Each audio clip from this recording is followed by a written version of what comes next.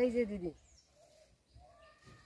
এই লাফাগুলা দেখছেন অনেক শুকনো শুকনো হয়ে গেছে, আবার পাতাগুলা লাল হয়ে গেছে। ঠিক আছে, এর গুঁড়া 1 লিটার পানিতে এবং হাত দিয়ে 1 চিমটি মরিচ, যে একটা পোকায় আক্রমণ করছে এই পোকাটা আমরা দমন করতে পারবো। তাহলে আমরা এটা কিন্তু নেই জঙ্গল, তাই আগাছাগুলো কি করতে হইবে, পরিষ্কার করতে হইবে। তাহলে আমি মোহাম্মদ আনসারউদ্দিন মোল্লা, উপসহকারী উদ্ভিদ সংরক্ষণ অফিসার, উপজেলা কৃষি অফিস বাউফল।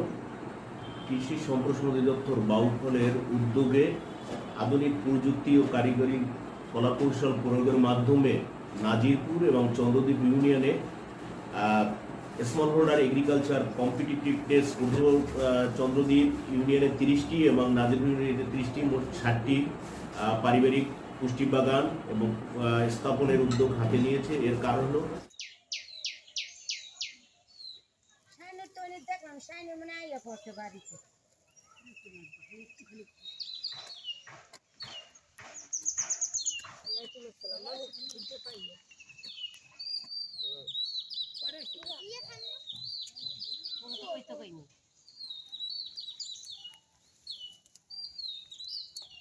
ছবি দিয়ে যান।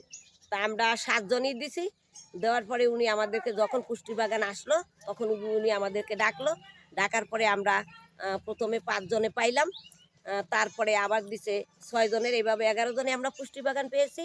পাওয়ার পরে আমরা এই শাক পুষ্টি বাগান থেকে আমাদেরকে বরবটি, সিম এগুলি আমার হয়েছে।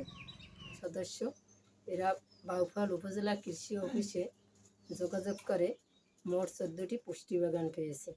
ধানদে হয়েছে 11টি এবং নিমদি গ্রামে হয়েছে 3টি, মোট 14। আমি মোহাম্মদ জালালউদ্দিন, নিমদি গ্রামে 14টি এসএসসি প্রকল্পের পুষ্টি বাগান দিয়েছি।